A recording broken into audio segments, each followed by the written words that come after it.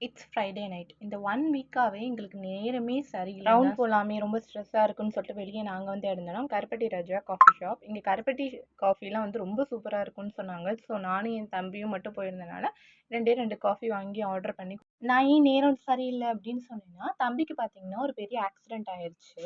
அதனால வீட்டுக்கு வர ரிலேட்டிவ்ஸ் எல்லாருமே ஃப்ரூட்ஸ் வாங்கி குடுத்துட்டு இருந்தாங்க. இந்த 1 மந்த்துக்கு வந்து அவன் ஃப்ரெஷ் ஜூஸ் மட்டும் தான் குடிக்கணும் அப்படின்ற அளவுக்கு ஒரு பெரிய சர்ஜரி வந்து அவன் ஃபேஸ்ல வந்து பண்ணியிருக்காங்க. ஸோ டாடி தான் வந்துட்டு வீட்ல ஜூஸ் புழிஞ்சிட்டு இருந்தாங்க.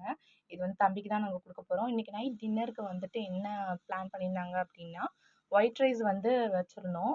அப்புறம் பார்த்தீங்கன்னா, இது வந்து நாட்டுக்கோழி சூப்பு. இது எல்லாமே இப்போ டின்னருக்கு வந்துட்டு பெரியம்மாவே செஞ்சு குடுத்து விட்டுருந்தாங்க. அதனால கொஞ்சம் ஃப்ரீயா இருந்தது. ஏன்னா 1 வீக்கா ஹாஸ்பிட்டல் கலைஞ்சிட்டு இன்னைக்கு தான் வந்துட்டு வீட்டு சாப்பாடு சாப்பிட்றோம். இது வந்து பார்த்தீங்கன்னா, உருளைக்கிழங்கு பொரியல் குடுத்துருந்தாங்க அது கூட. அதுக்கு அப்புறம் பார்த்தீங்கன்னா, ப்ரான்ல வந்து ஒரு டீப் ஃப்ரை மாரி பண்ணிட்டு, அது ஒரு கிரேவி டைப்ல பண்ணி குடுப்பாங்க. இது எங்களுக்கு எல்லாருக்குமே ரொம்ப